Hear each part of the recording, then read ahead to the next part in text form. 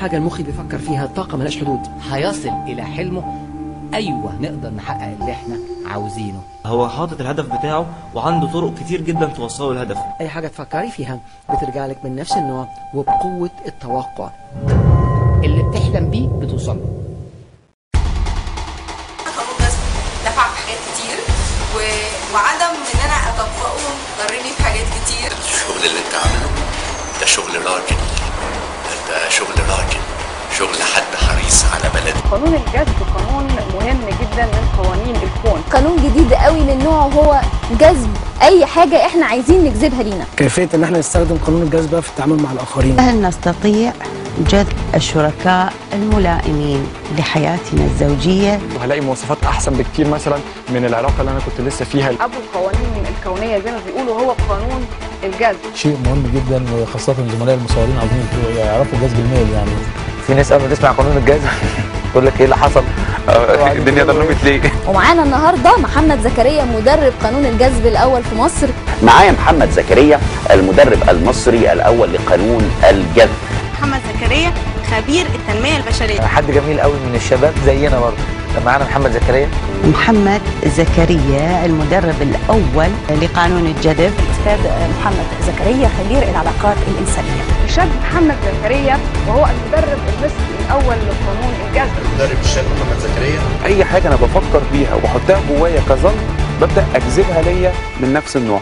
كل ما الاحساس والايمان كانوا زياده كل ما الجذب بيبقى اسهل واسرع. هكلمكم ازاي تتجوزوا، وبعد كده معانا النجم محمد رمضان مثال حي للنجاح.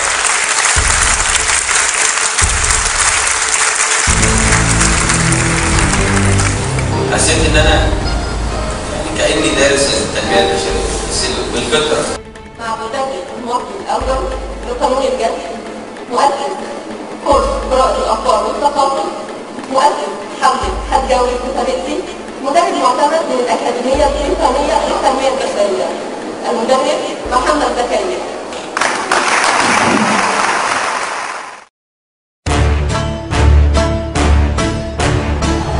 كل العظماء في التاريخ اشتركوا في حاجه واحده اللي هي قانون الجذب.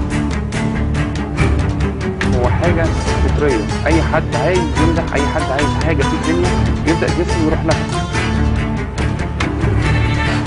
تركز فيه، تحط فيه كل طاقتك.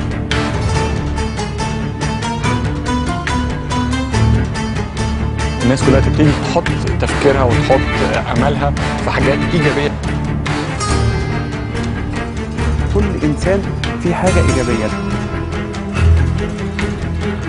اقنع نفسي اني استاهل.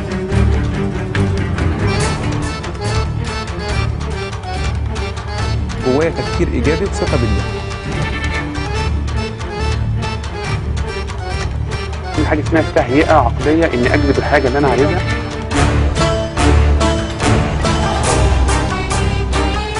اي واحد ناجح في الدنيا هو باختصار طبق قانون الجذب.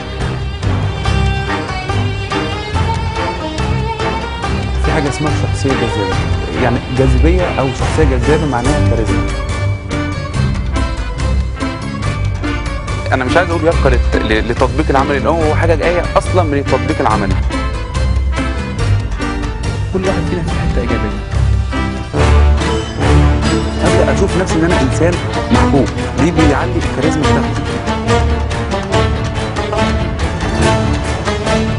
ابدا اجذب لنفسي النجاح. انا كل اللي احطه في ذهني ان انا انسان عندي ثقه بالنفس عاليه جدا. في تفاؤل وفي ايجابيه، في نقدر نعمل.